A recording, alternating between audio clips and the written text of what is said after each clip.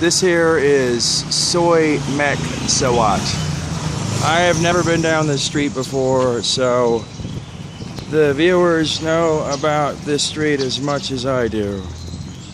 All I know is that it's in my neighborhood and I wanted to explore it. We see some satellite dishes there. That's the only way to get high-speed Wi-Fi in Thailand.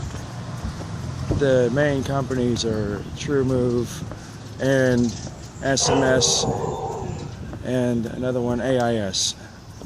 I wouldn't recommend TrueMove because they try to nickel and dime people all the time. That's why I stopped using them. I have AIS now, which is pretty good. Decent anyway. So I'm gonna give everybody a little tour of Soy Sawat. Every street here is called Soy something rather. That means street in Thai. So Soy Cowboy, where I went a few weeks ago, means Cowboy Street. The main thoroughfare in Bangkok is Sukhumvit. That's where the SkyTrain runs and where all the major businesses are. It's like Lamar Boulevard in Austin. I can't compare it to other major cities. Maybe it's their main street, Sukhumvit.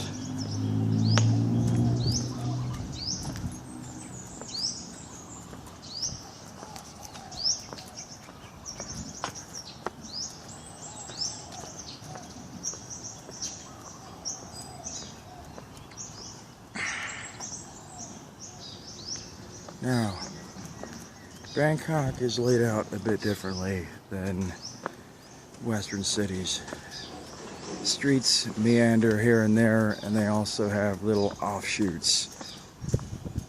If only I could go back in a time machine and introduce to all the urban planners the Cartesian scale and have every city set up with a perfect grid-like pattern or a circular pattern with quadrants.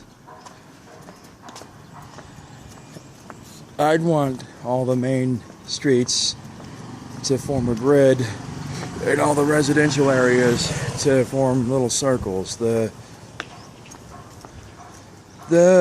lower end housing could be in one of the outer streets, and the more expensive houses, the mansions and whatnot, could be in the middle of the neighborhood. That's how I would do it, instead of just having rich neighborhoods and poor neighborhoods, and ending de jure or de facto segregation. De jure segregation is by law, de facto is by nature. But still, it would also probably stop land developers from trying to gentrify the neighborhoods and force all the indigent people out. The indigent people could just live in the outer ring, and all the well-offs could live in the inner ring of the neighborhood, if it were up to me.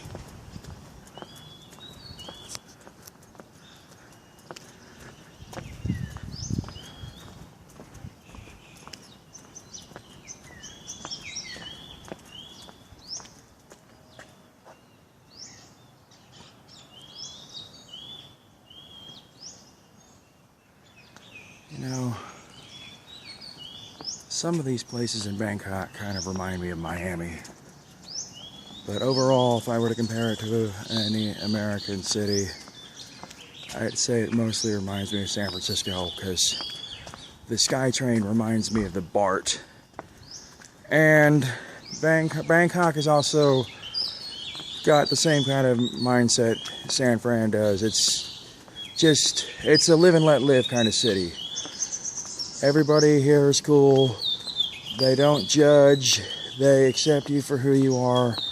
And they always take a keen interest in other people. They don't shame people for being different. That's what I like about Thai culture, especially in Bangkok. That explains why Bangkok has been ranked Southeast Asia's most active and exciting city. I just love this architecture here. It looks almost like a villa, an Italian villa.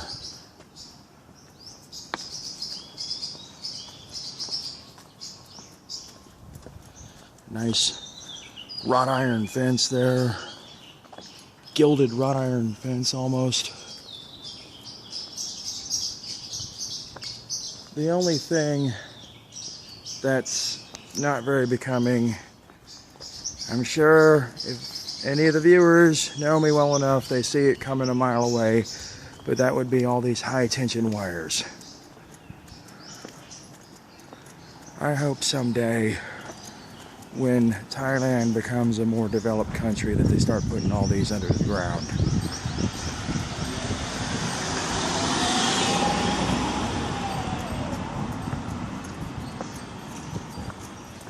See, that's what they should do around the world, period. Put all the utility lines underground. That's what they do in New York City now. New York is the first major city in America to do that. Kudos to them. I guess after the blackout of 2003, that gave them some incentive to go that way. I know in New Zealand, they don't have power lines anywhere. They have them all underground. They have them in England that way now too. That's why it was easier to film Lord of the Rings in New Zealand and the Harry Potter movies. They didn't have to travel abroad to some isolated locale to film the movies. They filmed them in Wales because they had all the utility poles underground, and Wales still looked like England 100 or 200 years ago. But that's why they had to film The Last Samurai in New Zealand instead of Japan. Well, for one thing, Japan is so densely populated now, it was almost impossible anyway. But that's probably the main reason why, but also because there weren't any utility lines in New Zealand, and they had to find someplace that looked like Japan back in the 1800s.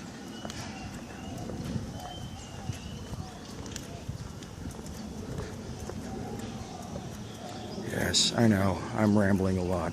I do that. I have a BA in geography. I studied urban planning. I played SimCity all the time, so I had a strong passion for urban and regional planning. That's how I know a lot of this stuff. You know, I originally wanted to be a city planner, but what happened was I graduated college right during the worst part of the Great Recession, and every place where I applied wanted somebody with a master's degree or at least 5 years of experience. I wasn't getting any younger, and I was tired of watching life pass me by, and the entire situation with the economy looked dire and hopeless at the time. So I went this route instead.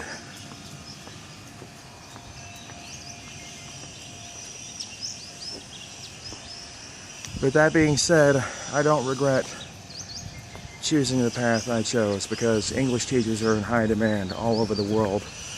It's the universal language now, the international language, and there will always be a need for English teachers, no matter how bad the economy is, because people will still have to communicate. Countries will still have to ascertain ways to revamp their economies, and they have to find a way to communicate with each other somehow, seeing how there's a global economy. So that's how my occupation has been beneficial.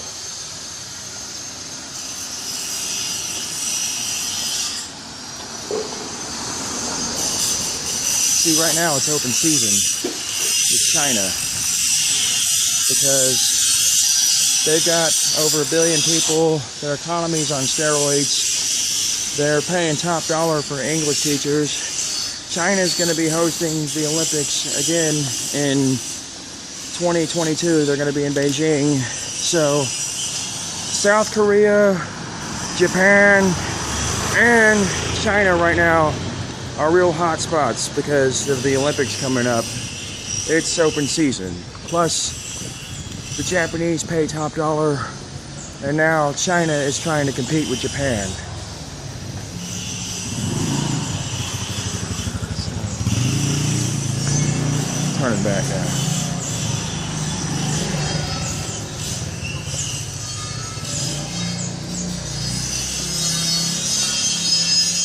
They're even paying good money for English teachers in the Middle East, in places like Saudi Arabia, Qatar, Dubai, and Kuwait, Oman, but it's not the salaries they're paying for in those countries, it's a risk. Because no Westerner in his or her right mind would want to live in the Middle East, where especially in Saudi Arabia, where they've got Sharia law and where it's forbidden to date somebody from that country if you're from abroad, and you have to live a very regimented lifestyle. That's the catch.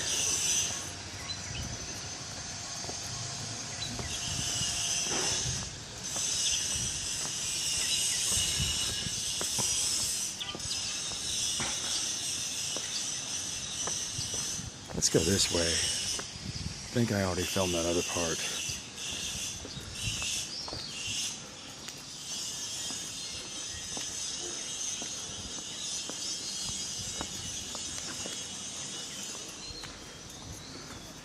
But this is what a typical neighborhood in Bangkok looks like.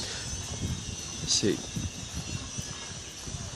A lot of this architecture looks Latin American or Mediterranean.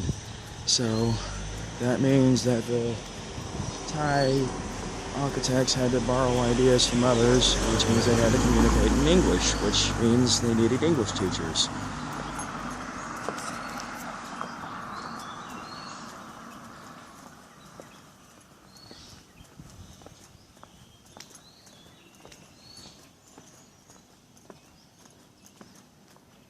Doggy! You see a lot of these in Thailand also, a lot of stray dogs running around. People just let their pets roam all over the place. They don't get them spayed or neutered. These dogs have no sense of traffic. Luckily, I've never seen any dead dogs in the road. Maybe they're smart enough to see oncoming cars, but it's beyond me why people let their dogs run astray like this.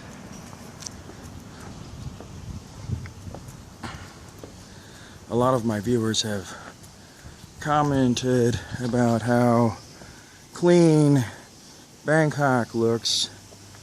Wow, that is really something. Yeah, they've commented about how clean Bangkok looks, but also I have said before there's dog shit everywhere because of all the stray dogs. And people feeding them meat scraps and such. That house really blew me away.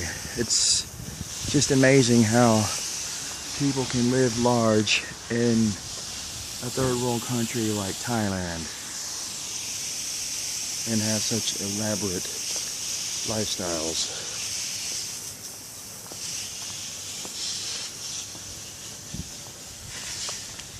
Looks like we might be coming up to a dead end here.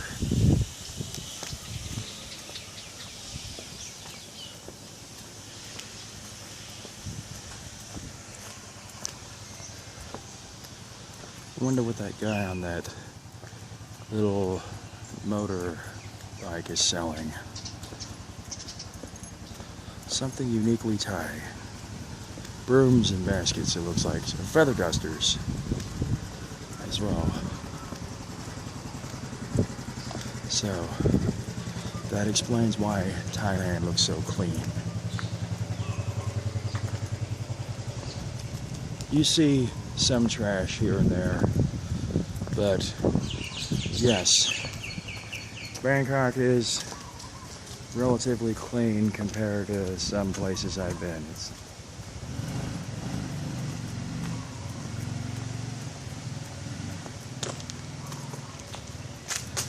The grass is always greener on the other side. Well, it looks like we've reached a dead end here, so that's where I'm going to stop it. I hope everybody enjoyed the video.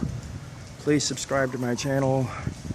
I could really use the break here, and I will gladly keep all the viewers apprised. Take care and have a nice day.